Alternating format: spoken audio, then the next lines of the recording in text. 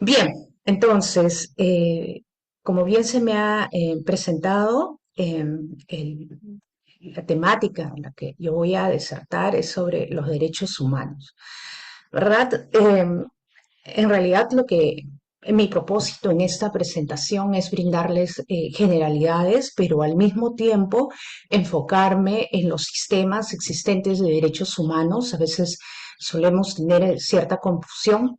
Con honestidad, yo la tenía en el tiempo de estudiante, y es necesario, como siempre le digo a mis estudiantes, de poder ubicarnos bien para poder hacer uso correcto de las herramientas que tenemos como individuos y que potencialmente podríamos ver dañados o vulnerados nuestros derechos humanos. Bien, entonces, como generalidades, pero no me voy a detener acá, solamente brindándoles de una manera muy general e indicando que, en definitiva, los derechos humanos es, digamos, un concepto que ha venido siendo objeto de preocupación a lo largo de la historia de la humanidad, ¿no? Vemos ya en los códigos más rudimentarios que digamos, no estamos hablando del concepto de derechos humanos como se sienta en 1948 con la creación de las Naciones Unidas, sino estamos hablando de años antes de Cristo, ¿no? En el que ya se pueden identificar ciertas concepciones, ¿no? Inclusión de principios básicos dentro de estas herramientas que regulaban en aquella época, ¿no? Las relaciones entre las personas. Entonces, ya vemos, por ejemplo, en el Código de Hammurabi, imagínense, 1795 años antes de Cristo, ¿no? Que se estaban pensando, ¿no? En principios como la libertad de movimiento, derecho de propiedad, etc.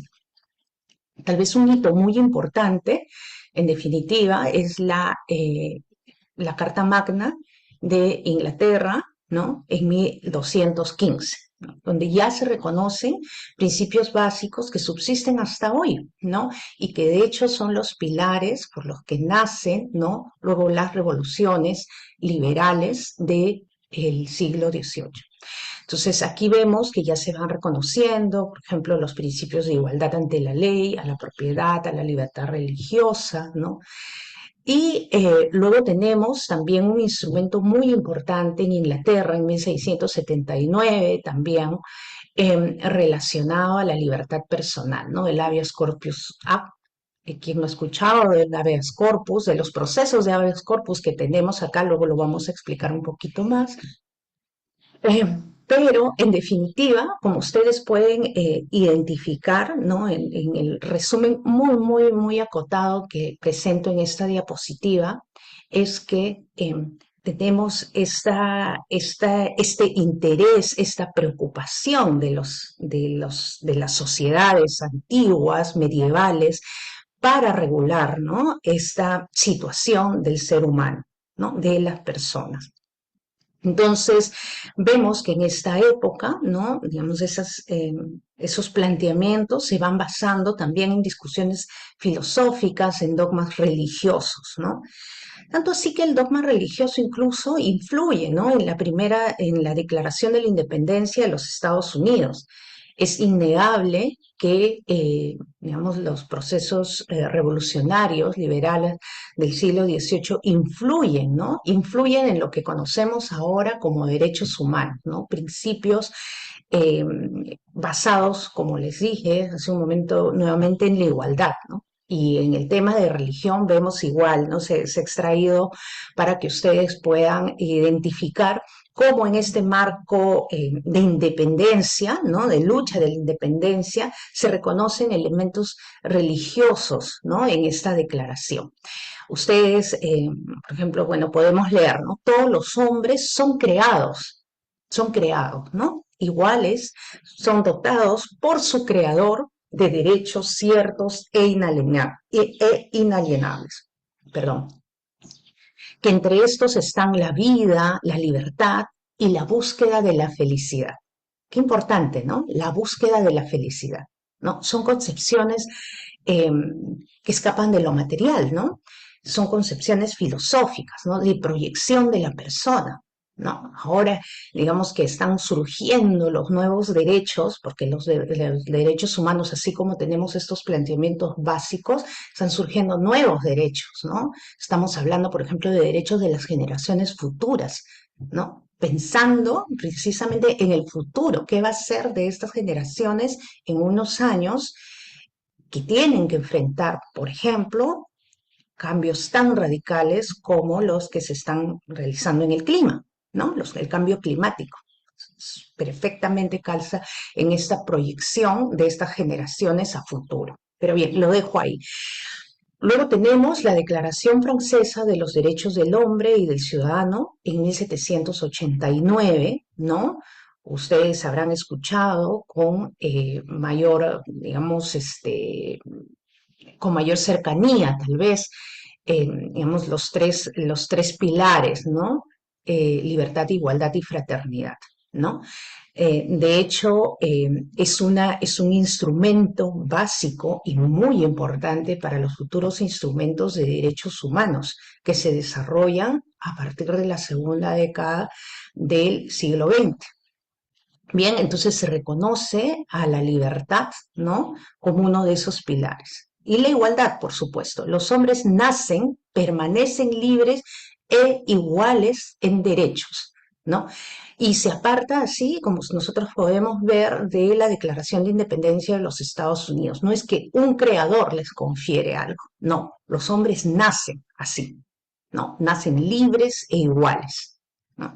Entonces ahí, digamos, esos pequeños cambios muy importantes y de acuerdo a la época, ¿no? La separación también del poder, ¿no? Digamos, del poder político con el poder de la iglesia, ¿no? Luego tenemos el Bill of Rights, ¿no? O Carta de Derechos en Estados Unidos, que también, digamos, establecen las 10 primeras enmiendas de la Constitución en el que se garantizan derechos y libertades, ¿no?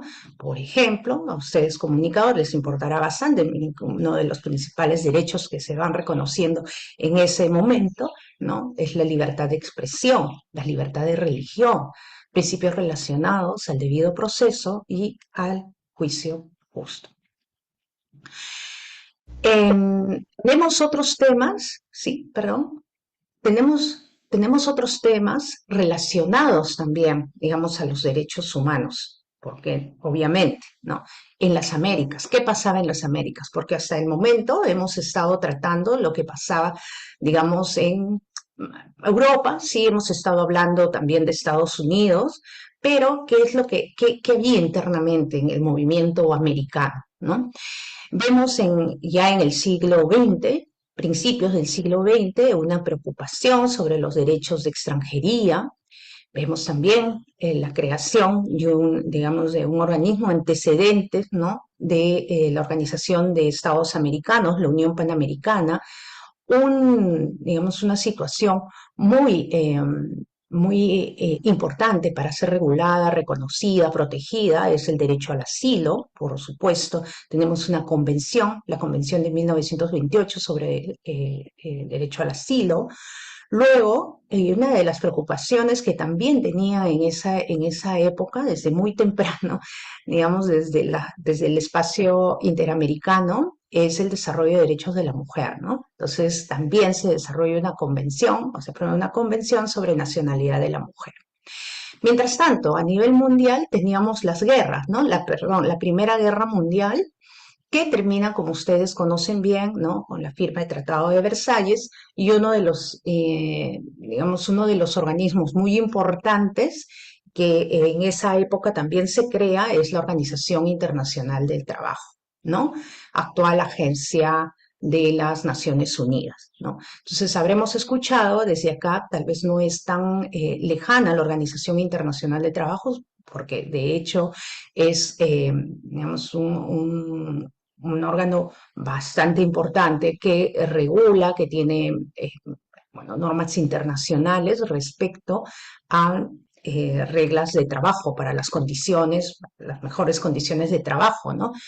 y así tiene reglas, por ejemplo, para niños trabajadores, mujeres trabajadoras, para evitar el trabajo forzoso, etcétera. Son épocas de bastante cambio, ¿no? Cambios sociales, ¿verdad? Se dan cuenta que en el siglo XVIII estábamos hablando de otros temas, ¿no? Estamos hablando de la libertad, estábamos hablando de la igualdad, ¿no? Y en este siglo XX ya empiezan las preocupaciones, digamos, con condiciones, con mejoras a las condiciones de trabajo, ¿no? Entonces, como les dije, en esta época se adoptan convenios de protección a trabajadores en horas de trabajo, las condiciones de trabajo nocturnas. Antes era muy normal, ¿no? El trabajo de niños, mujeres embarazadas, ¿quién regulaba ello? Entonces, es la Organización Internacional del Trabajo que empieza, ¿no?, a hacer una regulación, ¿no? Por su parte, también la Iglesia Católica apoya, ¿no?, digamos, esta preocupación, ¿no?, a través de la encíclica Rerum Novarum. Bien. Otra preocupación también muy importante y que, bueno, y que lo tenemos hasta hoy precisamente, es el tratamiento a las minorías, ¿no? A las minorías, efectivamente, digamos, principalmente en el territorio europeo, ¿no? Las constantes guerras, digamos, la captura, vamos a decir, de territorios con habitantes en esos territorios, la conformación de nuevos estados, etcétera. Entonces, hay, digamos, ahí bastantes desafíos para los nuevos espacios que se van conformando. Por supuesto, para las personas que habitan en esos espacios, ¿no? Son minorías étnicas. Tenemos acá también nuestros, digamos, desafíos frente a las minorías étnicas, ¿no? Entonces, es donde también, digamos, se toma como una preocupación a nivel internacional cómo es que se tratan a las minorías, ¿no? Entonces, en esa época, estoy hablando de los principios, ¿no? Las primeras décadas del siglo XX, ¿no? En el que se firman tratados, en el que los estados se comprometen a proteger y garantizar a las minorías, ¿no? Entonces, para que incluso, ¿no?, en esa época no teníamos las Naciones Unidas, no teníamos el Pacto de Sociedad de las Naciones, ¿no? Y como condición precisamente era formar parte, ¿no?, de estos tratados de protección a las minorías, ¿no? Bien, entonces luego llegamos a un momento bastante crítico, ¿no?, histórico muy, muy crítico, que es la Segunda Guerra Mundial, ¿no? Como resultado de la Segunda Guerra Mundial y ante, digamos, las atrocidades que se cometieron en dicho periodo, en dicha época, ¿no? Los estados, ¿no?, los aliados, los vencedores, ¿no?, proponen, ¿no?, elaborar una carta y conformar, ¿no?, esta nueva, digamos, este nuevo organismo, ¿no?, Así que es. tenga un frente amplio, ¿verdad? Entonces, se firma en aquella época, en 1945, la Carta de las Naciones Unidas. Y este instrumento es el primero, ¿no?, en el que nos refiere de una forma también bastante amplia, ¿no? A lo largo del documento hay 12 referencias al término de derechos humanos, ¿no? Se introduce este término, ¿no? Entonces, de entrada, ¿no?, de inicio, este instrumento también establece principios como la autodeterminación, no discriminación y derechos humanos, ¿verdad? No obstante, claro, tenemos por ahí la figura, ¿no?, la creación con la Carta de las Naciones Unidas en el 45 de las Naciones Unidas, y sin embargo teníamos todavía en un grupo, ¿no?, de países que todavía estaban bajo el yugo colonial, ¿no? Es recién en 1960, ¿no?, que se da la declaración sobre la concesión de la independencia a los países y pueblos coloniales. Entonces, vemos que precisamente mientras por un lado tenemos, digamos, un espacio, ¿no?, en el que los países se afirman, ¿no?, en la defensa de los derechos humanos como un nuevo bien jurídico internacional, ¿no? Por otro lado, tenemos el Estado en desigual desventaja de otros países. Entonces, ese inicio, en definitiva, también genera muchas críticas al propio sistema, ¿no? Hay algunos autores incluso que indican que, por ejemplo, ya que tengo cierta expertise en derecho de pueblos indígenas, ¿no? Comentan que es la humanidad ausente, ¿no? Los que no estuvieron en la redacción de la Carta, en la redacción de la Declaración Universal de los Derechos Humanos, ¿no? Entonces, esa humanidad ausente no fue parte de esto. Pero bien, luego vamos a ver un poco cómo se va superando esa ausencia. Y aquí una diapositiva con ustedes que me parece bastante importante, que es para que tengamos, digamos, un lente también general, ¿no? Les he hablado de la Carta de las Naciones Unidas y de esta mención a lo largo del cuerpo de los derechos humanos, ¿no? Uno es un pilar, ¿no? Es un pilar, pero en efecto es una reacción también a la situación, como se los comentaba, a las atrocidades cometidas en la guerra, en la Segunda Guerra Mundial. Entonces, en principio, ¿no?, es que los estados subordinan su soberanía, acuerdan por subordinar su soberanía. Luego también hay, y a raíz de esto hay un imperativo de paz, ¿no? Supresión al derecho de guerra y luego hay un desarrollo y promoción de los derechos humanos, ¿no? Esos son los objetivos, en primer término, ¿no? Se lee desde el preámbulo, artículos 1 y 2 de la Carta. Son cuestiones bastante claras de inicio.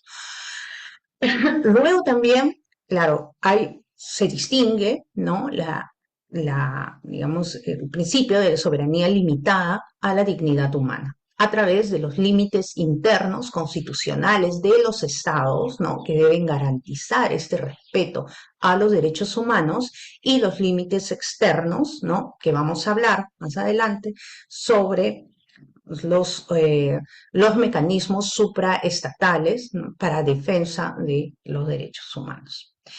Y aquí hay un cambio también de paradigma bastante interesante, porque hasta ese momento estábamos hablando, obviamente, la visión clásica, tradicional, ¿no?, del derecho internacional es público, es la relación Estado-Estado, ¿verdad?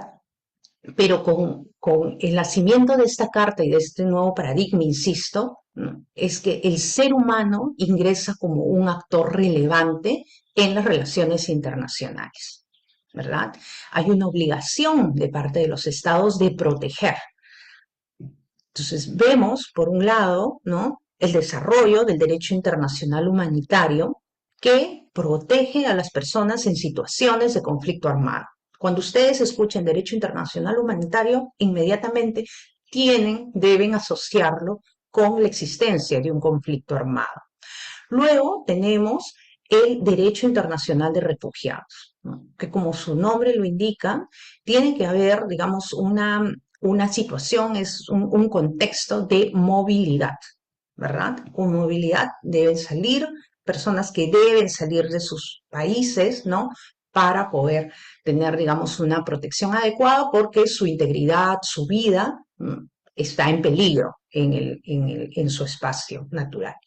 Y luego tenemos el derecho internacional de derechos humanos, que protege a todas las personas en todo tiempo y que además favorece su pleno desarrollo. Yo me quiero permitir leer, para redondear esta diapositiva, claro, lo que señala el artículo 55 y 56 de la Carta, ¿no? Entonces, el artículo 55 establece que, con el propósito de crear las condiciones de estabilidad y bienestar necesarias para las relaciones pacíficas y amistosas entre las naciones, basadas en el principio de igualdad de derechos, la organización promoverá el respeto universal de los derechos y las libertades fundamentales de todos, sin hacer distinción por motivos de raza, sexo, idioma o religión, y la efectividad de todos los derechos y libertades. Luego, en el 56 se establece que todos los miembros se comprometen a tomar medidas conjuntas o separadamente en cooperación con la organización para la realización de los propósitos del artículo 55. Entonces, es bastante importante, claro, es que los que se aceptan, ¿no? Los que se incorporan a este nuevo organismo, es que generan de esa manera el compromiso o se comprometen, ¿no?, a promover los derechos humanos y libertades fundamentales. Y no hay razón para que ningún ser humano deje de gozar de ellos, ¿no? Entonces dice, no hay excepción de raza, no hay excepción de idioma, no hay excepción de orientación sexual, ¿no? Entonces, tenemos por un lado la Carta y luego tenemos un instrumento muy importante, que es la Declaración Universal de Derechos Humanos, que se da en 1948. Entonces tenemos la Carta en el 45 y la Declaración de los Derechos Humanos en el 48. Bien, entonces hasta este momento hemos hablado sobre los derechos humanos. ¿Y qué son los derechos humanos? ¿No? Tal vez la concepción más sencilla, porque en realidad hasta el momento nos hemos referido a la Carta, a la Declaración Universal, pero en realidad no se nos ha dado una definición. La Carta no define qué son los derechos humanos, ¿no? El artículo 1 de la Declaración Universal de Derechos Humanos señala que todos los seres humanos nacen libres, no es que un creador les da, ¿no? No es que una persona, no, no, no, es el ser humano que nace libre e igual en dignidad y derechos, ¿no? Y dotados como están de razón y conciencia, deben comportarse fraternalmente los unos con los otros. Entonces, la interpretación es que, claro, estos derechos, ¿no?, son aquellos que las personas poseen por el hecho de ser seres humanos, independientemente de las características individuales y las circunstancias sociales, ¿verdad? Entonces, eso digamos que es como un concepto básico, muy importante además, y que puede servir de una primera explicación apoyándonos de lo que dice el artículo 1 de la Declaración Universal de Derechos Humanos. Digamos como el instrumento madre, digámoslo, de este desarrollo contemporáneo de los derechos humanos. Bien, luego nos podemos, pues, podemos pensar, ¿no?, en que obviamente existen también otras concepciones, ¿no?, de los derechos humanos y podría ser, ¿no?, por ejemplo, el reclamo que se tiene el gobierno o los estados para detener o abstenerse de ciertos actos como la tortura y quebrar las libertades individuales. También esto nos plantea algunas cuestiones, ¿no? ¿Qué es el ser humano? ¿Cuál es la esencia del ser humano? ¿No? ¿Qué es lo que nos otorga el derecho a tener derechos? Y estas, digamos, estas concepciones, o sea, puede ser objeto de grandes debates, porque incluso hasta el momento, ¿no? En la actualidad, se están debatiendo incluso sobre la existencia de derechos de la naturaleza, ¿no? Del cuidado de la naturaleza, de la integridad de la naturaleza. Entonces, son cuestiones filosóficas y a lo que también quiero llegar es que, claro, el asunto de los derechos humanos no solamente es un asunto jurídico, ¿no? Es un asunto también de valoración filosófica, ¿no? Bien, bueno, y claro, y por otra parte también indicar de que digamos, la intervención de los estados no solamente está en un hacer, sino también en un no hacer, ¿no? Hay un deber, por ejemplo, de no hacer, digamos, para el caso de no realizar detenciones arbitrarias, por ejemplo. Es un no hacer, ¿no? O no realizar desapariciones forzadas. Es un no hacer. Un hacer es brindar las garantías de un proceso justo, un proceso judicial justo, brindar los instrumentos, los mecanismos legales para que los individuos puedan acceder a la justicia. Eso es un hacer del Estado, ¿no? Brindar a la ciudadanía la posibilidad que pueda ejercer su derecho al voto. También es un hacer, ¿verdad? Entonces hay que verlo desde esas dos ópticas. Otro concepto bastante importante que vamos a escuchar, y tal vez ya lo hemos escuchado, es el concepto de la dignidad, ¿no? De hecho, los instrumentos, la Declaración Universal, luego vamos a ver otros instrumentos importantes sobre derechos humanos, como son los pactos internacionales de derechos humanos, Internacional de Derechos Civiles y Políticos, Pacto Internacional de Derechos Económicos, Sociales y Culturales, ¿no? Establecen, ¿no? Se invocan, ¿no? La dignidad humana. Entonces, ¿qué es la dignidad humana? ¿No? Entonces, hay una discusión, nuevamente una discusión también filosófica, ¿no? También se habla, hay tensiones, ¿no? Por un lado, ¿no? Se habla de una naturaleza, perdón, de una perspectiva naturalista, ¿no? De la dignidad humana, ¿no? Que es un atributo definitorio, dice la perspectiva natural, un atributo definitorio de la naturaleza humana, ¿no? Entonces acá es desde la concepción, desde el nacimiento, desde cuándo podemos hablar de un ser humano. Y son discusiones también científicas, en este caso se tendría que definir, pero claro que luego en la aplicación del derecho necesitan ser resueltas, ¿verdad? Luego tenemos, claro, una postura que defiende lo artificial. Dicen, bueno, esto es una ficción moral, política y jurídica realizada para garantizar la paz y convivencia humana, ¿no? O sea, toda vez que la ley le otorga, ¿no? El concepto de dignidad se podría eh, tener, digamos, el reconocimiento legal, ¿no? De ello. Eh, Eso por un lado, luego tenemos el otro lado, la otra tensión entre abstracto y concreto, ¿no? Abstracto es que el ser humano es como un fin en sí mismo, ¿no? Se determina el ser humano como un fin en sí mismo y no como un medio. Y concreto, claro, la dignidad requiere de aspectos concretos que permitan un mayor nivel de verificación. Entonces, ¿qué hablamos cuando hablamos de dignidad humana?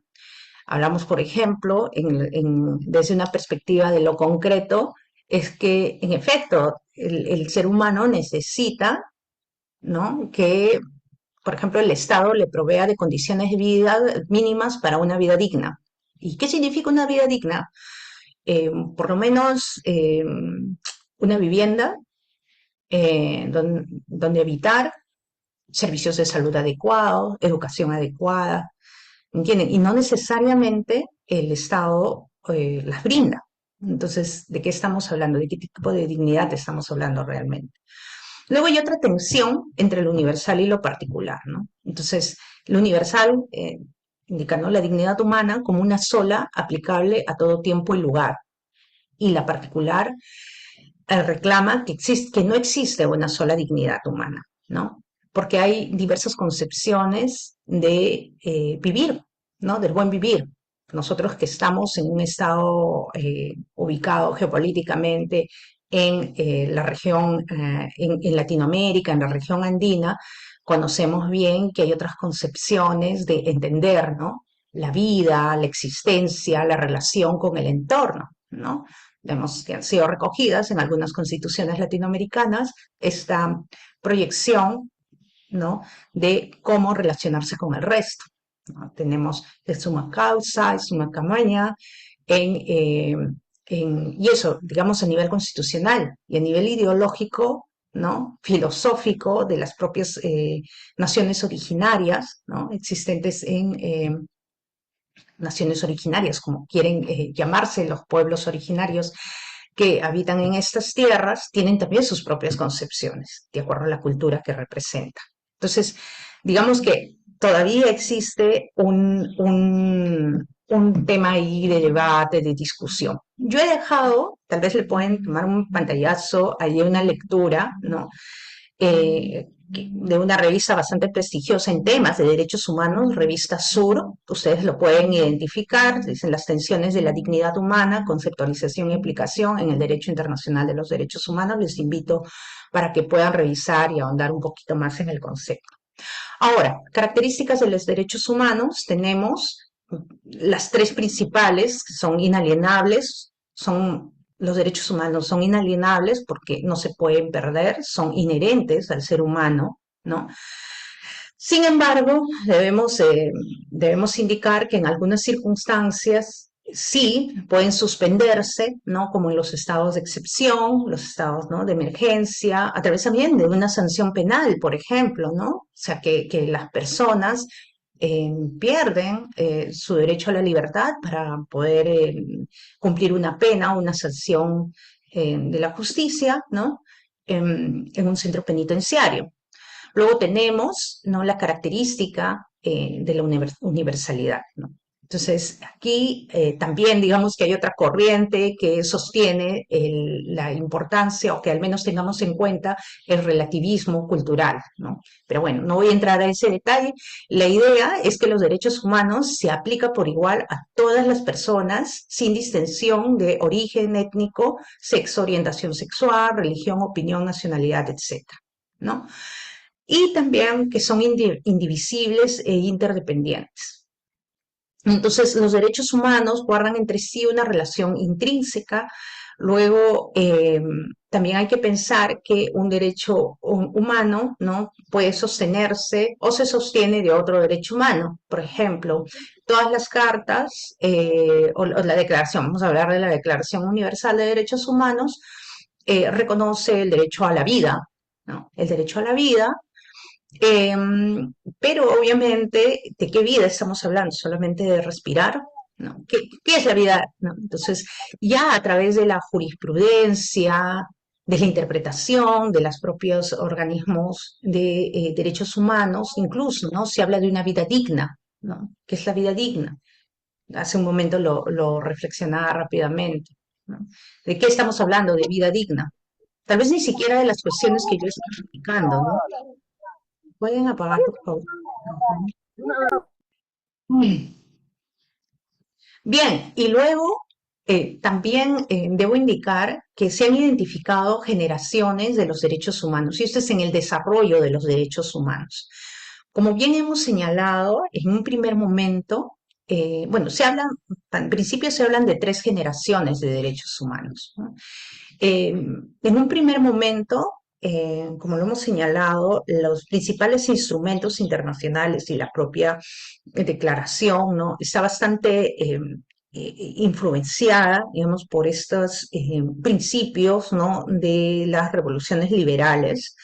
Y, claro, eh, y eso se plasma, ¿no? Como les digo, en estos instrumentos. ¿De qué estamos hablando cuando hablamos de los derechos humanos de primera generación?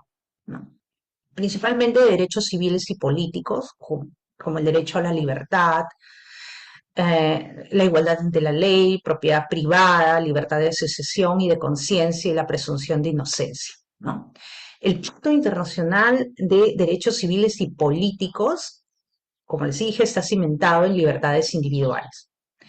Es un momento bastante especial, además, ¿no? Ustedes habrán escuchado hablar de las revoluciones de la revolución de los derechos civiles y políticos en los Estados Unidos también, ¿no?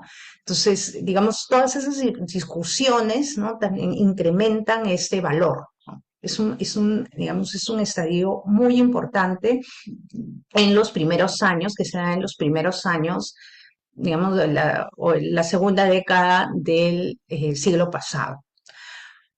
Luego tenemos el desarrollo de los derechos humanos de segunda generación. Y es aquí, claro, porque, insisto, tenemos derecho a la vida y a la libertad, pero no tenemos otros, no se han reconocido de manera, digamos, de una manera tan explícita en los principales instrumentos, al menos, ¿no? Derechos que atañen por ejemplo, al trabajo, ¿no? A la educación, a gozar de una salud, ¿no? a poder gozar también de la cultura, ¿no? Em, entonces es que eh, se aprueba, ¿no?, el Pacto Internacional de Derechos Económicos, Sociales y Culturales, aunque debo indicar que estos pactos, tanto el de Internacional de Derechos Civiles y Políticos, se aprueban el mismo año, son del mismo año, ¿no? Pero, claro, en la región americana, por ejemplo, tenemos la Convención Americana de Derechos Humanos, que tiene un amplio desarrollo de derechos civiles y políticos y que tiene solamente dos artículos indicados relacionados a la progresividad del reconocimiento de los DESC. Y es después, con el Pacto de San Salvador, que se regulan estos derechos. Pero en fin, es un avance y un cambio de paradigma también, ¿no? Entonces, esos derechos, como les dije, son impulsados principalmente por países en vías de desarrollo y son derechos que exigen a los estados invertir económicamente para garantizar su pleno ejercicio. Bien. También, nuevamente, es que estos son derechos fundados por la noción de igualdad y de vida digna. Luego tenemos una tercera generación de derechos, ¿no?, basados en la solidaridad y tienen naturaleza individual y colectiva. Y hemos escuchado sobre esos derechos: derecho a la paz, al derecho al desarrollo sostenible, al medio ambiente, a la autodeterminación de los pueblos. Bien. ¿Qué pasa en el derecho internacional de los derechos humanos? Como bien lo habíamos indicado, esta rama, ¿no?, en el derecho internacional es que protege al ser humano sin ninguna condición y en todo tiempo, ¿verdad? Em, y claro, y solamente en esta rama del derecho internacional se ha reconocido el derecho de petición individual o denuncia por parte de individuos concretos. Los tratados de derechos humanos también generan obligaciones erga omnes de cada Estado frente a la comunidad internacional, generando un deber de solidaridad entre Estados. Podemos hablar de fuentes, por supuesto, están los tratados. Disculpen, me olvidé de incluir incluso normas no convencionales como las declaraciones, resoluciones, etcétera. Luego tenemos la costumbre internacional y los principios generales del derecho reconocidos por las naciones civilizadas. Y aquí un cuadro que yo espero, por favor, que no se olviden, por favor, no se olviden de este cuadrito, de esta imagen. Es también una muy importante porque lo que he intentado aquí expresarles o transmitirles son los sistemas de protección de derechos humanos. Cuando hablamos de sistemas de protección de derechos humanos, hablamos de un sistema de protección, por aquí está, universal, ¿no?, que son de las Naciones Unidas propiamente. Luego tenemos los sistemas regionales, que estamos hablando del sistema interamericano, es lo que existe a la fecha: sistema interamericano de derechos humanos, sistema europeo de derechos humanos, sistema africano de derechos humanos y de los pueblos. Y luego también tenemos un sistema nacional, claro que sí lo tenemos. Tenemos un sistema nacional de protección de derechos humanos, ¿no?, a través de los procesos constitucionales. Pero bien, voy a empezar y espero tener tiempo para desarrollar estos sistemas. Bien, en el sistema universal, ¿qué es lo que tenemos? Tenemos procedimientos extraconvencionales y procedimientos convencionales. Ya nos puede dar una pista, ¿no?, digamos, el término convencional. Los procedimientos convencionales son aquellos que se derivan de un acuerdo, de una convención, de un acuerdo, de un tratado, ¿verdad? Los extraconvencionales no. Vamos a explicar a más detalle más adelante. No necesitan un tratado, pero sí claro, que formen parte, ¿no?, del sistema de las Naciones Unidas. Es las Naciones Unidas que ha creado un órgano especial para que monitoree el cumplimiento de los derechos humanos. Bien, entonces eso por un lado. Y luego tenemos los sistemas regionales. En el sistema interamericano, por ejemplo, tenemos ¿qué es lo que le compone, ¿no?, las normas internacionales o interamericanas, ¿no? Tenemos la declaración, derechos y deberes del hombre, tenemos la Convención Americana de Derechos Humanos y una serie de convenciones luego, ¿no? Eh, Convención Interamericana contra la Tortura, Convención Interamericana para la Eliminación de la Violencia hacia la Mujer, ¿no? Entonces, esas cuestiones, esas, digamos, esas normas especiales las tenemos, ¿no? En el sistema interamericano. ¿Quién se encarga de monitorear su cumplimiento? Bueno, tenemos dos órganos importantes, que es la Comisión de Derechos Humanos Interamericana de Derechos Humanos y la Corte Interamericana de Derechos Humanos. Tenemos en el sistema europeo el Tribunal Europeo de Derechos Humanos y en el sistema africano de derechos humanos tenemos la comisión, así similarmente a lo que pasa en el sistema interamericano, tenemos la Comisión Africana de Derechos Humanos y de los Pueblos. Ojo, ahí también hay una cuestión bastante importante porque mientras en los dos primeros sistemas, en el interamericano y el europeo, digamos, el reconocimiento se orientaba más a los individuos, ¿no? Como lo establece la Convención Americana, más a los individuos, era focalizado más a los individuos. En el sistema africano se reconocen también derechos colectivos, o sea, grupos, ¿no? Y es por ello que, digamos, sus órganos también más recientes, ¿no? Son de creación más reciente, incluyen también el término pueblos. Entonces tenemos aquí la Corte Africana de Derechos Humanos y de los Pueblos. Entonces, como les decía, en todo sistema, ¿no?, de protección de derechos humanos tenemos los instrumentos de protección y los mecanismos de protección. ¿Qué son los instrumentos de protección? Estamos hablando del marco normativo donde se reconocen los derechos humanos que los estados se comprometen a garantizar dentro de sus respectivas jurisdicciones. Esos instrumentos o este marco normativo, ¿no?, pueden ser o convencionales o no convencionales. Convencionales, si son convencionales, son de carácter vinculante. Vinculan, me obligan. El Estado, ¿no?, decide por voluntad propia, porque nadie le está obligando, decide por voluntad propia someterse, ¿no?, a ese tratado, ¿verdad? Tratado bilateral, multilateral. Pero, en fin, es una manifestación, es como es un contrato realmente, ¿no? Una manifestación de voluntad del Estado en el que se compromete a nivel internacional de cumplir con los contenidos de de ese tratado, de ese pacto, puede recibir diversas denominaciones que con seguridad los va a aclarar eh, el expositor, ¿no? Relacionado, me parece que tienen uno de derecho a los tratados. En fin, pero lo que yo les puedo decir, convencionales tienen carácter vinculante. Ahora, los no convencionales no tienen carácter vinculante. Sin embargo, sí tienen una fuerza y una fuerza potente, persuasiva, ¿no? Entonces, aquí estamos hablando de declaraciones, principios, reglas, resoluciones, ¿verdad? Entonces, tenemos por un lado el marco normativo y por otro lado tenemos los mecanismos de protección que crean o control o que monitorean el cumplimiento de estos instrumentos de protección.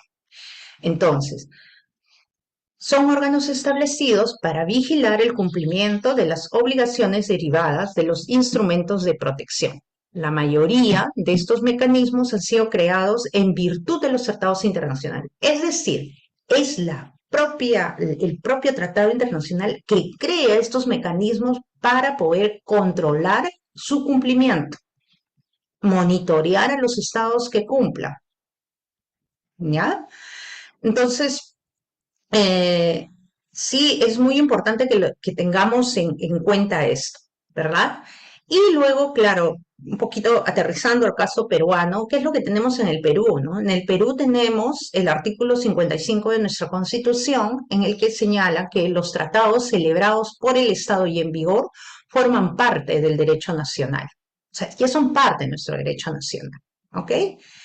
Pero además, ¿no?, los tratados deben ser aprobados por el Congreso antes de su ratificación, ¿no?, siempre que versen sobre las siguientes materias. Una de ellas, derechos humanos. la importancia, ¿verdad?, de los derechos, de esos tratados de derechos humanos. Tenemos además, ¿no?, en la cuarta disposición final y transitoria, que señala las normas relativas a derechos y a las libertades que la Constitución reconoce, ¿no?, se interpretan de conformidad con la Declaración Universal de Derechos Humanos y con los tratados y acuerdos internacionales sobre las mismas materias ratificados por el Perú. Les voy a explicar más adelante de qué se trata esto. Y claro, como había duda y como no falta por ahí algún funcionario en una situación que alega y dice, ah, no, porque antes sí había, digamos, esa aclaración que los derechos, era más explícito que los derechos humanos, sí, bueno, forman parte de nuestro derecho nacional, pero ¿cuál es el nivel? ¿No? Tal vez si están presentes estudiantes de derecho puedan estar más familiarizados con ello, pero claro, estamos hablando, digamos, de los niveles de las normas legales, normas constitucionales. No es lo mismo, digamos, el nivel de una ley al nivel de una constitución, ¿no? Siendo, digamos, la constitución la norma fundamental del Estado. ¿Verdad? Entonces, claro, como dije, no faltaría alguien que diga, bueno, aquí la Constitución no dice nada, entonces vamos a tratar a cierto tratado como, o cierta convención como una norma más, como una ley más. No es así. El Tribunal Constitucional ha indicado, ¿no?, que los tratados internacionales sobre derechos humanos de los que el Estado peruano es parte integran, es verdad, el ordenamiento jurídico, pero dichos tratados no solo conforman nuestro ordenamiento jurídico, sino que además detentan el rango constitucional. Entonces, son normas además que tienen rango constitucional. ¿Ok? Entonces, aquí lo pasamos. Disculpen que coloque esa figura, pero yo siempre lo utilizo con los estudiantes porque, a ver, en definitiva, como les decía al iniciar esta sesión, bueno, solemos tener tal vez confusiones de términos, que vemos tal vez una red muy grande, ¿no? Y vemos una montaña de normas, de órganos, de control, etcétera. Entonces, lo necesario es ubicarnos, ¿no? Aquí tenemos un claro ejemplo de ello, ¿no? Tenemos por un lado, ¿no?, la Comisión de Derechos Humanos, tenemos el Comité de Derechos Humanos y tenemos el Consejo de Derechos Humanos. ¿Qué es esto? No. Entonces, para aclarar estos términos, está esta diapositiva. Tal vez no les voy a aclarar mucho, pero la idea es que, a ver, ubiquemos a estos órganos que nos enseñaba esta diapositiva aquí, ¿verdad? Una de ellas es el Consejo de Derechos Humanos. En realidad, esa es una gráfica, ¿no?, de las Naciones Unidas con relación a los derechos humanos, ¿verdad? Tenemos, por un lado, el órgano principal, que es la Asamblea General. Luego tenemos el Consejo de Derechos Humanos. El Consejo de Derechos Humanos como un órgano que reporta directamente a la Asamblea General sobre los asuntos de derechos humanos a nivel mundial, ¿no? En definitiva, de él depende, ¿no? Porque también le reportan los relatores son expertos también, ¿no?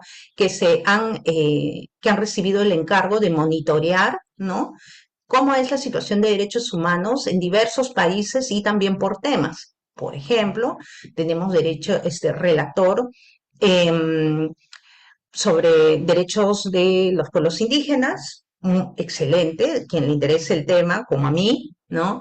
Va a encontrar en esos informes de este relator excelentes estudios sobre la situación de los derechos de pueblos indígenas por regiones, por país, por temática, ¿no? Entonces todo ello alimenta y dicen, pero ¿para qué, no? Estos informes.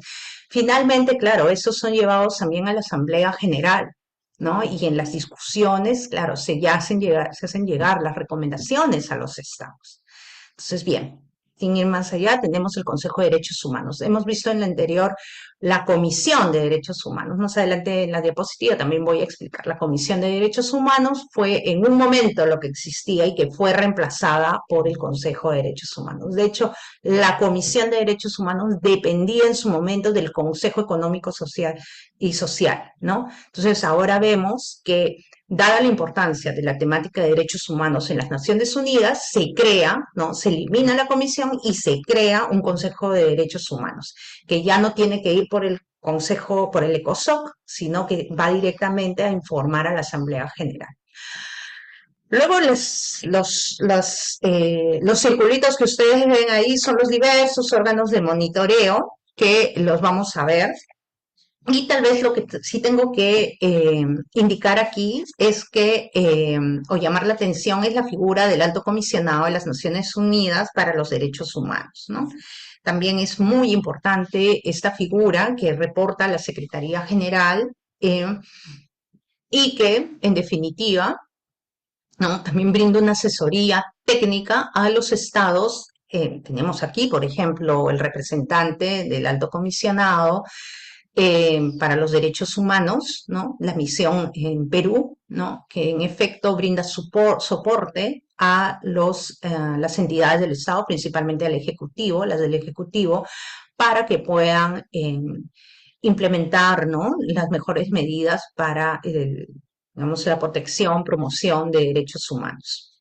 Ustedes ven por otro lado que tenemos la Corte Penal Internacional, ¿no? Habrán escuchado también de ello. Y la Corte Penal Internacional tiene digamos, un manejo también bastante interesante y propio, ¿no? Depende de otra convención, ¿no? La Convención de Roma, ¿no? Y que ahí pues se juzgan delitos muy específicos. No voy a entrar al detalle sobre ello, ¿no? Solamente diré, son los delitos, son los crímenes más atroces, genocidio, lesa humanidad, los crímenes de guerra, y me parece que también es el apretio. Perdón, es la agresión, no es el apretio. Bien, luego tenemos, y eso en la gráfica, el Comité de Derechos Humanos, ¿no? Y esto lo vamos a ubicar acá. No sé si ven la diapositiva. Ese es el Comité de Derechos Humanos. Voy a pasar esto porque sí me parece importante que aclaremos ello, porque falta bastante y creo que mi tiempo se va acortando muchísimo. Bien, entonces, como hace un momento hablábamos, tenemos por un lado, ubiquemos la norma internacional, y en este caso ya toma más figura. Por un lado tenemos un ejemplo de lo que pasa, de las normas o del corpus que tenemos en el derecho internacional, que, pues, más importante. A ver, vamos a empezar. Pacto Internacional de Derechos Civiles y Políticos. Por lo tanto, tenemos su mecanismo de monitoreo, que es el Comité de Derechos Humanos. Luego tenemos el Pacto Internacional de Derechos Económicos, Sociales y Culturales y tenemos su mecanismo de monitoreo al Comité de Derechos Económicos, Sociales y Culturales. Tenemos la Convención sobre los Derechos del Niño y tenemos su mecanismo de monitoreo, el Comité de los Derechos del Niño. En algunos casos, ¿no? Es la norma internacional que en el momento de firmarse, ¿no? Ya lleva consigo, ¿no? Su órgano monitor, ¿no? O sea, ya está en el texto plasmado. En otros casos, a través de un protocolo facultativo, ¿no? Se ha añadido a ello, ¿no? Y se ha reconocido, se ha creado, perdón, se ha creado una norma de monitoreo, ¿no? Entonces, para indicar que estos órganos se componen de un número reducido de expertos independientes elegidos por los estados partes, ¿verdad? Y que luego estos mantienen independencia y autonomía durante el tiempo que asumen el cargo. Normalmente quienes conforman estos órganos de monitoreo tienen 4 años, ¿no? Están 4 años. Sus recomendaciones o comentarios generales se constituyen en importantes declaraciones de derechos humanos citados por órganos internacionales y regionales. Yo los invito tal vez después de la sesión tengan la curiosidad, digo, cuando se termine todo el curso, tengan la curiosidad ustedes, ¿no? De googlear, googleen, les invito, Comité de Derechos Humanos o Comité de los Derechos del Niño. Ustedes van a identificar, ¿no? Recomendaciones generales, comentarios generales o comentarios generales. Reciben diversas denominaciones. Y ustedes van a identificar además en esas recomendaciones, comentarios generales, el desarrollo temático de los derechos que se incluyen en las convenciones. Por ejemplo, tenemos en el Comité de Derechos del Niño, ¿no? Hace un año, sí, hace un año se emitió, ¿no? La observación general sobre derechos de participación, ¿no? En el tema ambiental, ¿no? Entonces, y fue bastante importante, ya les decía hace un momento, ¿no? Porque estamos hablando de los derechos de las futuras generaciones.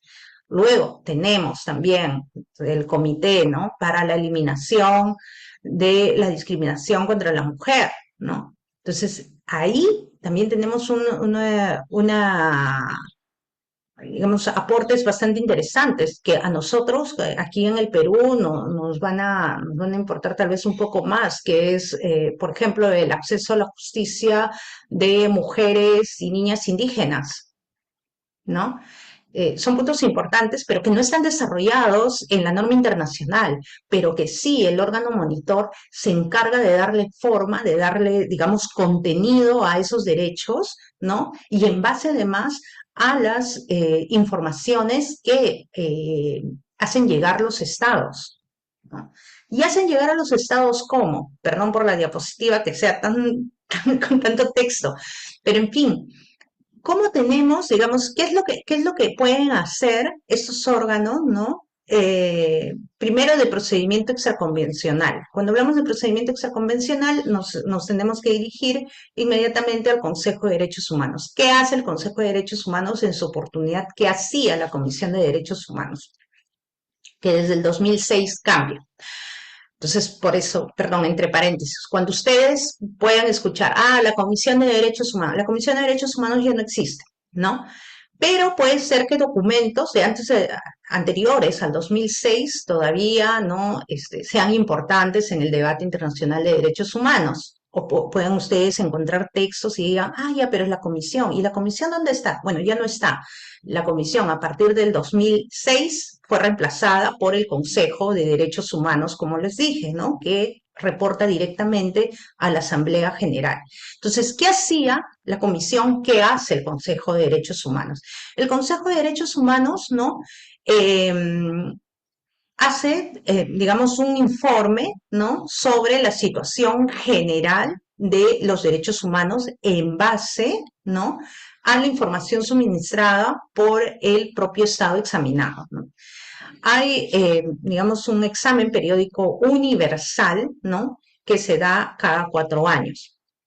Entonces, esta compilación preparada por la Oficina del Alto Comisionado de las Naciones Unidas para los Derechos Humanos, ¿no? Contenida, dice, es una información contenida, perdón, en los informes de los órganos de tratados, lo que estábamos viendo, convención, perdón, los comités, ¿no?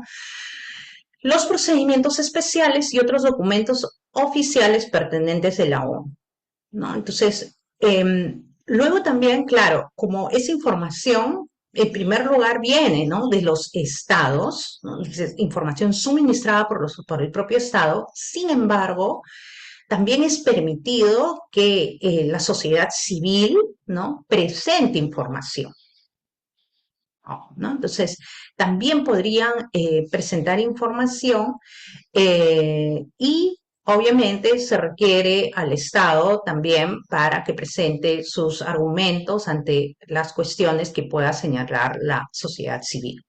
Bien, entonces es interesante, digamos, esta alimentación no solamente del Estado, sino también de parte de la sociedad civil.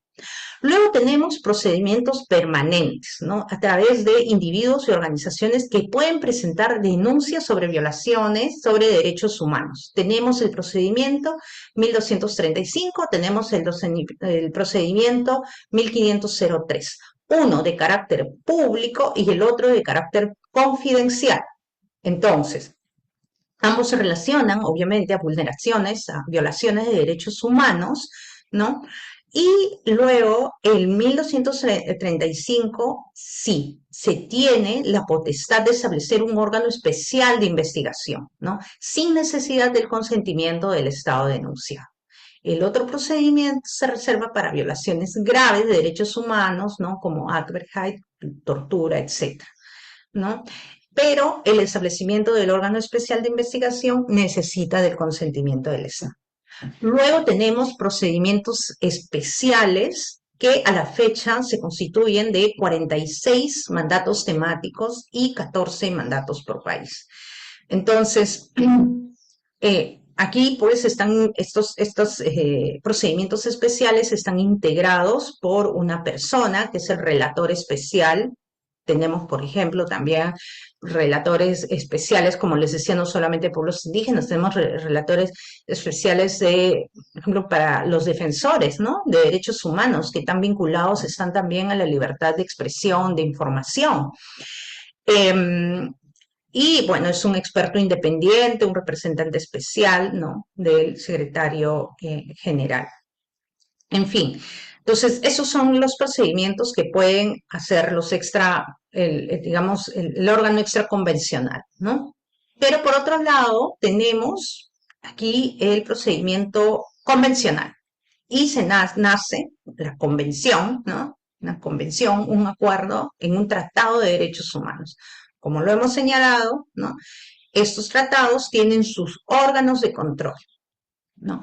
Estos órganos de control, que puede ser, como les decía, el Comité de Derechos Humanos, el Comité de Derechos del Niño, el Comité para la Eliminación de la Discriminación Racial. Está conformado, ¿no? Por expertos independientes y la función principal es asegurar que los estados cumplan con sus obligaciones.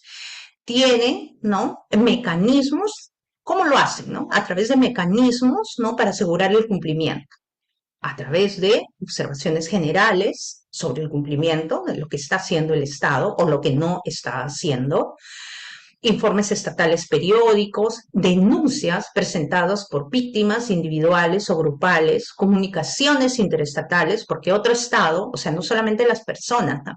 Otro Estado que es parte del tratado puede decir, Perú no está cumpliendo con tal derecho. Ya. Manda una comunicación, envía una comunicación al comité, ¿no? O al órgano de control, indicando que tal Estado no estaría cumpliendo con tal derecho. Y luego, a través de ellos mismos, investigaciones de oficio sobre violaciones de derechos humanos. Un ejemplo, acá tenemos el Comité para la Eliminación de la Discriminación Racial, creada por la Convención, ¿no? El artículo 8 de la Convención crea el comité. Se establecen tres funciones principales: examen de informes periódicos sobre medidas. ¿Qué son esos informes periódicos, no? Son las medidas legislativas, judiciales, administrativas que ha adoptado el Estado para hacer efectivas las disposiciones de la Convención.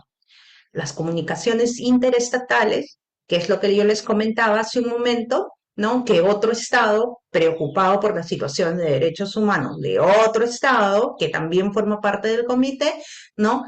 Indica que en tal lugar se están violando derechos humanos. No necesariamente tiene que ser su ciudadano, como antes sucedía, ¿no? Antes la reacción de los estados era porque a mi ciudadano que está habitando en el país X, ¿no? Le están vulnerando derechos, ¿no? Ahora puede ser cualquier ciudadano, no es restrictivo. Y luego recibe y examina comunicaciones individuales, ¿verdad? Y bueno, solamente como un dato, este comité fue el primer tratado en incluir la referencia a la posibilidad de su comité para hacer sugerencias y recomendaciones generales. Ahí dejo el enlace por si les interesa en el tema de recomendaciones generales. Tal vez como un dato, nuevamente como estoy interesada en el tema de poblaciones indígenas, eh, a ver, ¿cómo desarrolla este comité con relación al tema? Claro, porque uno dice discriminación racial, sí, ¿no? Los pueblos originarios sí sufren de una discriminación racial estructural.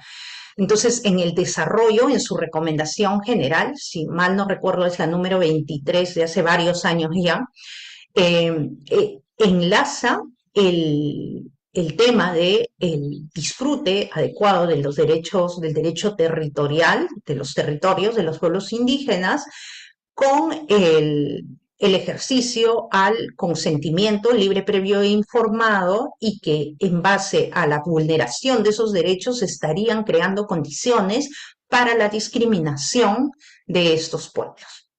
¿Entienden? Solo, miren, un tema, la discriminación racial, que podría ser alejada de temas territoriales.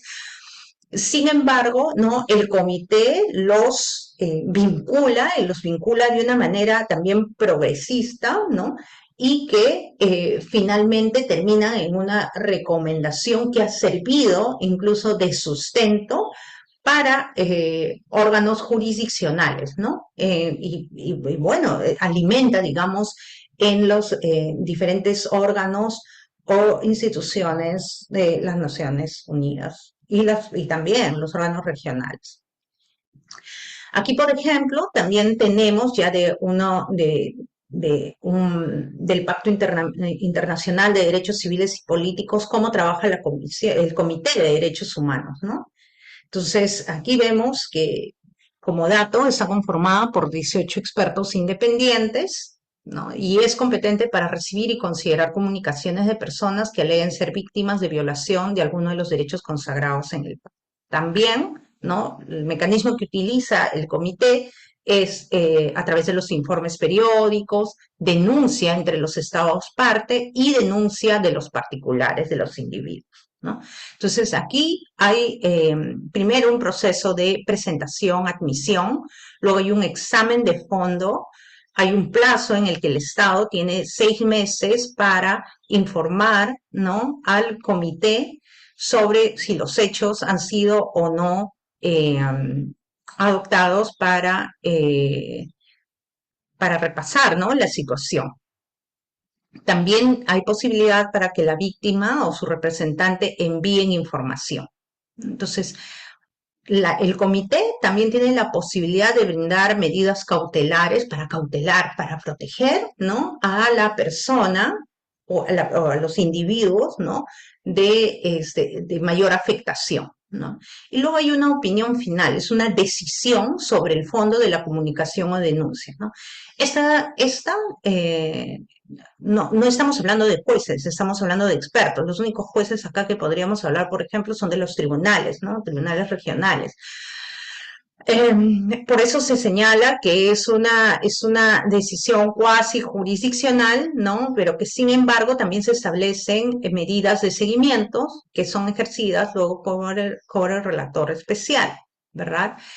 Y aquí también, tanto esto vale para lo que estamos viendo, que es en el sistema universal, como en los sistemas regionales, es que hay un principio importante que no debemos olvidar, que es la subsidiariedad de estos órganos. O sea, para poder acudir a estos órganos debemos agotar como ciudadanos, ¿no? Como personas afectadas. Primero debemos agotar todos digamos, los niveles de justicia, todas las herramientas nacionales internas, ¿no? De defensa de derechos humanos. Una vez que tengamos, digamos, la sentencia hemos agotado todas las vías judiciales internas, recién podemos acudir, ¿no? A una jurisdicción internacional. Y es mi opción, ¿no? Si yo quiero acudir a una regional o si quiero acudir a una internacional. No puedo acudir a las dos tampoco, ¿eh? Hay una litispendencia que no es aceptable, no es factible, ¿no? Tampoco en el derecho internacional. Entonces, y que tampoco, o sea, el proceso esté pendiente, ¿no? Aquí internamente. Sí se admiten excepciones para acudir al exterior. Sí, se admiten excepciones, por ejemplo, cuando el Estado no tiene, pues, las garantías suficientes para un proceso judicial. ¿No? Entonces, si no puedes llevar a cabo un proceso judicial con las garantías, ¿no? del debido proceso, entonces podrías acudir, pero tiene que ser probado igual, ¿no? O no tiene los procedimientos, ¿no? También tiene que ser probado. O simplemente se están demorando muchísimo, ¿no? También tendría que ser probado. Y claro, cuando el riesgo también es demasiado inminente, ¿verdad? Entonces, tenemos aquí, voy a correr porque veo que ya me pasé muchísimo. No sé si tengo un poco, tal vez 5 minutos para poder seguir con esto. Puede seguir, doctora, buenos días, hasta las 10:30, pero tal vez podemos dejar a las 10:20 abordar algunas preguntas que tengan Ok, los ok, asistentes. gracias, gracias. Entonces, solamente indicar, recalcar que, muchas gracias. Solamente recalcar que, a ver, como hemos visto hace un momento, en el derecho internacional tenemos estas normas, ¿no? Yo creo, tal vez estoy poniendo demasiada información, pero bueno, tenemos, a ver, las normas en el derecho internacional, las que hemos identificado, el Pacto Internacional de Derechos Civiles y Políticos, el Pacto de Derechos Económicos, Sociales y Culturales, ¿no? La Convención de los Derechos del Niño, etcétera. Y hemos visto sus órganos de monitoreo. Como yo les decía al iniciar la sesión, tenemos también en el sistema interamericano nuestras propias normas, ¿no? Del sistema regional. Entonces, aquí ustedes tienen la relación de normas. Digamos que, claro, en primer término, tenemos la Carta de la OEA que crea esta organización de Estados Americanos. Bien, tenemos, incluso antes de la Declaración Universal, en el espacio americano se adopta, ¿no? la Declaración Americana de los Derechos y Deberes del Hombre. Es en el 69 donde, con la necesidad de tener, digamos, un instrumento de carácter vinculante, ¿no? También se adopta y luego los estados van ratificando, ¿no? la Convención Americana sobre Derechos Humanos, o conocido como Pacto de San José. Como les dije hace un momento, ¿no? tenemos además un protocolo adicional a la Convención Americana sobre Derechos Humanos en materia de derechos económicos, sociales y culturales, denominado Protocolo de San Salvador. Esto porque la Convención Americana no desarrolla estos derechos, ¿ya? No desarrolla estos derechos. Entonces, salvo los dos artículos, el 26 y el 42, donde se señala, ¿no? el compromiso de los estados en lograr progresivamente la efectividad de los DES, y luego también la obligación de los estados de brindar información a la comisión, ¿no? sobre los avances de su implementación. Entonces, digamos que esta convención, ¿no? americana sobre derechos humanos, ¿no? es el instrumento muy importante, es un instrumento muy importante a través del cual además se crean, ¿no? Se crean sus órganos de monitoreo. Ya existía la comisión, sí, de hecho que ya existía, pero se crea la Corte Interamericana de Derechos Humanos, con la posibilidad, ¿no? de declarar la responsabilidad internacional de los estados por violaciones de derechos humanos, ¿no? Entonces, quien tenga tiempo, ¿no? e interés puede revisar luego la Convención Americana de Derechos Humanos, va a poder identificar en la primera parte todos los derechos que se desarrolla en él. En la segunda parte también va a identificar y con bastante claridad, ¿no? Eh, los órganos de monitoreo, la Comisión, la Corte Interamericana de Derechos Humanos, ¿no? Y también, digamos, las cuestiones de admisibilidad, las reglas que les he estado haciendo referencia. Y luego en la parte tercera tienen en las disposiciones generales y transitorias sobre firma, ratificación, reserva, enmienda, protocolo y denuncia, que son términos que, uy, decimos que es esto, tenemos varios términos, pero con seguridad nuevamente el ponente seguro sobre derechos de tratados les va a explicar con mayor detalle. Y seguro la palabra denuncia se nos viene muy a la mente porque, por supuesto, lo escuchamos en las diferentes declaraciones de nuestros políticos que bueno, que quieren denunciar el retiro, ¿no? El retiro. La denuncia es el retiro, ¿no? El retiro del Estado peruano de la Corte Interamericana de Derechos Humanos o de la Convención Americana, para ser más precisa, de la Convención Americana de Derechos Humanos. ¿Qué hace la Comisión Interamericana de Derechos Humanos? Brinda recomendaciones, prepara también estudios e informes, atiende consulta, ¿no? Eh, hace las investigaciones, como les digo, ante las denuncias, ¿no? De los ciudadanos. Es a través de la Comisión Interamericana de Derechos Humanos que la Corte puede conocer. Solamente la Comisión Interamericana y los estados pueden presentar, ¿no?, las denuncias de los individuos ante la Corte Interamericana de Derechos Humanos. O sea, el individuo directamente no. Pero una vez que el caso esté en la corte, el individuo, sus representantes, ¿no? Pueden presentar pruebas, pueden presentar una serie de cuestiones o solicitar la realización de estudios, etcétera. Pero antes no. Es como un filtro la Comisión de Derechos Humanos, ¿no? Que se encarga, obviamente, de preparar un expediente que sea eh, con un peso adecuado, ¿no? Sí requiere una investigación adecuada, una investigación previa. Incluso la Comisión de Derechos Humanos, previamente, antes de someter a la Corte, ¿no? Cualquier caso, este, convoca a un proceso de solución, un procedimiento de solución amistosa, ¿no? Entre la persona afectada y el Estado, ¿no? Hace ese intento. Cuando no se da ello, bueno, ya se procede de otra manera y es la Corte lo que evidentemente va a determinar si el Estado tiene o no la responsabilidad internacional, ¿no?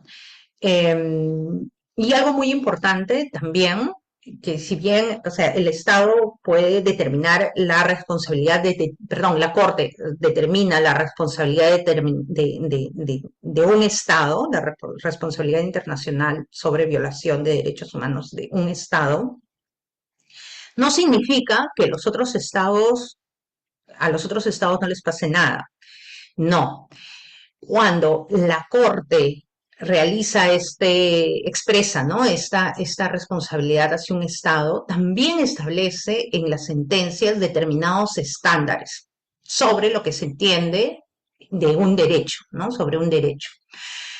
Ahí es muy importante, por ello, luego lo que se ha denominado el principio de convencionalidad.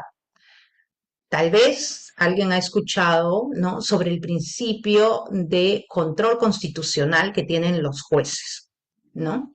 Control constitucional. Ah, ya, es un juez que controla la Constitución, el cumplimiento de la Constitución. Lo mismo pasaría con el control de convencionalidad, del principio de convencionalidad. Ah, ya, lo que tenemos que hacer, dirían los estados, es que, ¿no?, tenemos que controlar el cumplimiento de lo estipulado en la convención. ¿Me entienden? Entonces, en este caso, como digo, si por ejemplo la Corte ha indicado que determinado Estado ha violado, ha vulnerado los derechos humanos a un juicio justo, ¿no? Que, por ejemplo, no ha facilitado los intérpretes en un juicio, ¿no? Eso es un estándar, ¿no?, que otro Estado debe tomarlo en cuenta. Allá, el otro Estado. La convención me dice que yo tengo el deber, ¿no?, de proporcionar un juicio justo con todas las garantías, ¿no?, del debido proceso, o tal vez un juez imparcial, ¿entienden? O sea, no solamente está dirigido a un Estado, sino a todos los que forman parte o los que se han sometido, en todo caso, a la Corte Interamericana. Bien, entonces estoy corriendo un poquito, pero algo que me interesa que ustedes también o que tengamos en cuenta, ¿no? Niveles de compromiso en el sistema interamericano. Doctrinariamente se identifica, ¿no? El nivel de, tres niveles de compromiso. El débil es, hablemos de aquellos estados que solamente son signatarios de la Declaración Americana, ¿ya? Y respecto de ellos, la Comisión Interamericana actúa con base en dicho instrumento y en la Carta de la OEA. Tenemos ese compromiso de él. Luego tenemos el nivel de compromiso medio. Son aquellos estados que han ratificado la Convención Americana, pero no han aceptado la competencia de la Corte, ¿no? Por lo que la Comisión actúa en aplicación de la Convención Americana. Tenemos el nivel de compromiso fuerte, estados que han ratificado el Pacto de San José y también han aceptado la competencia de la Corte, por lo que sus actuaciones son objeto de vigilancia tanto por esta como por la Comisión. Aquí tienen el gráfico, ¿no? Aquí tenemos, por un lado, la Corte Interamericana, o sea, quienes tienen este compromiso fuerte. Obviamente Perú está ahí porque hemos aceptado la competencia de la Corte. Luego tenemos la Convención Americana, ¿no? Solamente, o sea, los que han firmado la Convención Americana, ¿no? Pero no han aceptado la competencia de la Corte. Y otros que solamente están bajo la Carta de la OEA y la Declaración Universal, perdón, la Declaración Americana, ¿no? De Derechos y Deberes del Hombre. Entonces, ahí, digamos que es un gráfico también bastante útil, ¿no?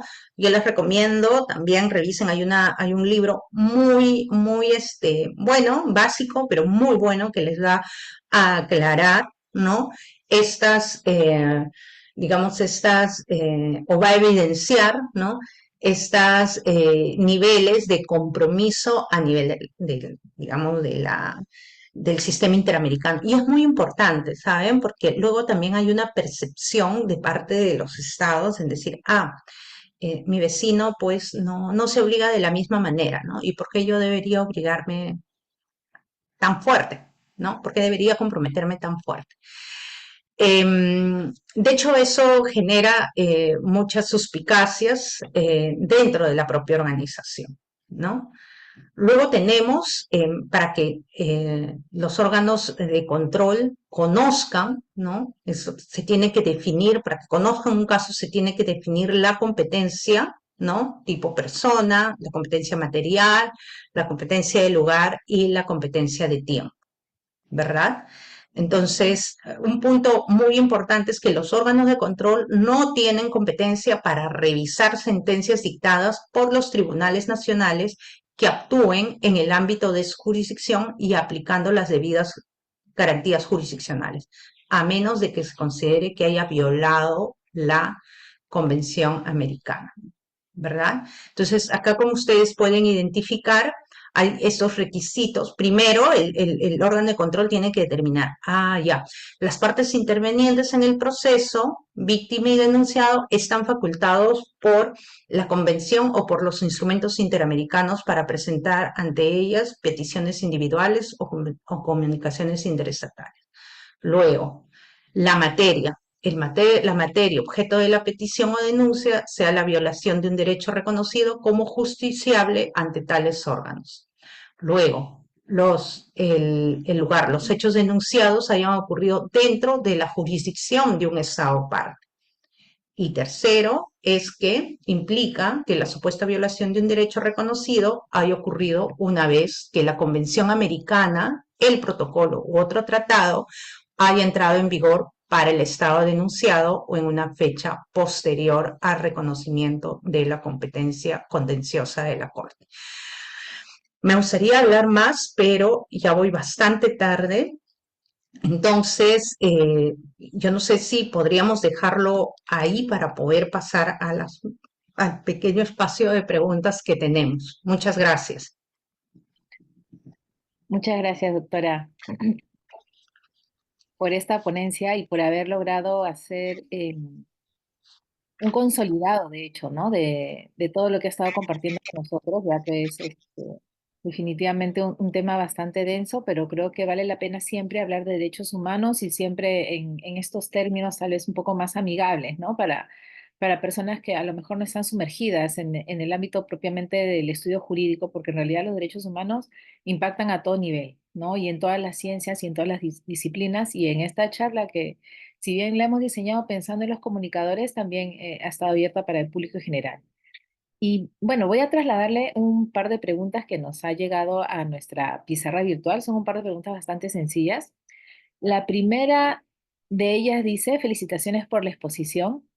Por favor, ¿nos puede explicar cuál es la diferencia entre la Corte Interamericana de Derechos Humanos y la Corte de la Haya? Me parece que está con el micro apagado. Sí, sí, sí. A ver, vamos A a ver, volver para poner ese gráfico que, Dios mío, estábamos un poco asustados al verlo.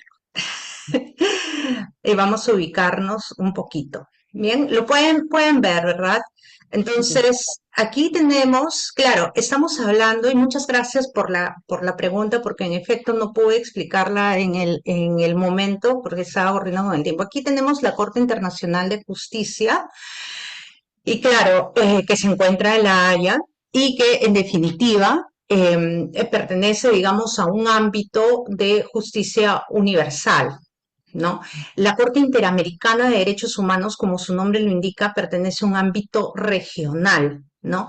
Y los estados que se obligan a ella, ¿no? Que se obligan a ella, digamos, son los del sistema regional, los que, como hemos dicho, no solamente han ratificado la Convención Interamericana de Derechos Humanos, sino que además han reconocido su competencia, ¿verdad? Entonces, al someterse a la competencia de la Corte Interamericana, los estados van a deben cumplir, digamos, con las sentencias que los responsabilizan. Y no solamente con las sentencias, sino que además van a tener que cumplir con el desarrollo progresivo y asegurar además, ¿no? Digamos, el ejercicio efectivo de los derechos humanos en las Américas y en su país. Entonces, estamos hablando de un ámbito regional. La Corte Internacional de Justicia, por su parte, resuelve controversias entre los estados, ¿no? Ese alcance internacional. Hemos escuchado, por ejemplo, hace unos años, ¿no? Que se resolvió la controversia de los límites marítimos entre Perú y Chile. Entonces son controversias entre estados, ¿no? Al margen de lo que hace la Corte Interamericana de Derechos Humanos sobre violaciones propias de los derechos humanos. Claro. Muy bien, muchas gracias, doctora. Y otra pregunta que tal vez va un poco por la misma línea. Nos pregunta, ¿existe alguna diferencia entre salirse, ¿no? O bueno, en este caso sería denunciar la competencia de la Corte Interamericana y salirse de la Organización de Estados Americanos? Bien, a ver, cuando hablamos de la Organización de Estados Americanos, nuevamente aquí el gráfico, ¿no?